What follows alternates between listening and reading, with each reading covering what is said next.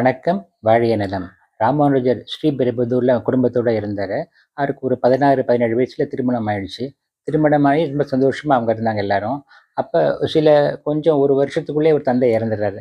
தந்தை இறந்த உடனே அவங்களுக்கு யாருக்கும் அந்த ஊர்ல இருக்கிறது பிடிக்கல. அதனால அங்கேருந்து காஞ்சிபுரத்துக்கு வேற ஊர் காஞ்சிபுரத்துக்கு வந்துடுறாங்க. அங்க ஒரு வீட பார்த்துட்டு, அங்க வாடகைக்கு இருந்துட்டு குடியிருந்துட்டு இருக்காங்க. அப்ப ராமானுஜர் தனக்கு ஒரு நல்ல டீச்சரா இருந்தா நம்ம படிக்கலாமேன்ட்டு நல்ல வாத்தியார தேடுறாரு. காஞ்சிபுரத்துல அப்ப யாதவ பிரகாஷ்ன்னு ஒருத்தர் ரொம்ப ஃபேமஸா இருக்காரு. அவர் நல்லா சொல்லித் தர்றாரு. நெறைய மாணவர்கள் அவர்ட்ட போயிட்டு இருக்காங்க.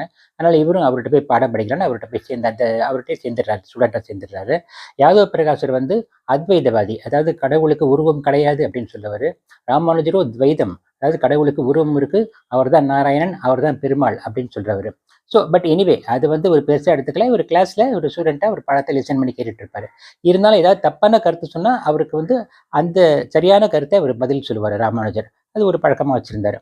ஒரு நாள் ராமானுஜர குரு வீட்ல வந்து குருவுக்கு கால் அமுக்கிட்டு இருந்தாரு. அப்ப வேற ஒரு மாணவன் வந்து அவர்ட்ட ஒரு டவுட் கேட்கிறான் குருவுட்ட. சுவாமி இந்த இடத்துல கப்பியாசம்னு இந்த இடத்துல ஒரு ஒரு வார்த்தை இருக்கு.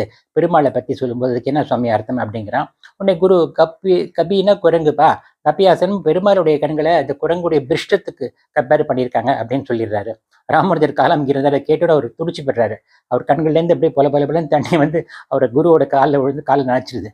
டக்குன்னு குரு திரும்பி பார்க்குறாரு. ராமானுஜர் அழுதுட்டு இருக்காரு. என்னப்பா என்ன விஷயம் ஏன்ப்பா அழுதுட்டு இருக்காங்க?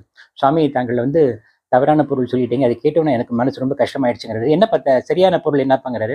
கப்பியாசம்னா கபின்னா சூரியனை கம்பேர் பண்றது. சூரியனோட ஒளியினால மலர்ற தாமரை மாதிரி அவர் பெருமாளுடைய கண்கள் இருந்துச்சுன்னு சொல்றது உண்மையான பொருள் சாமி அப்படிங்கிறாரு. அப்படியா சரி சரி பரவாயில்ல விடு. அது பெருசா எடுத்து இது பண்ணலாம்னு சொல்லிடுறாரு.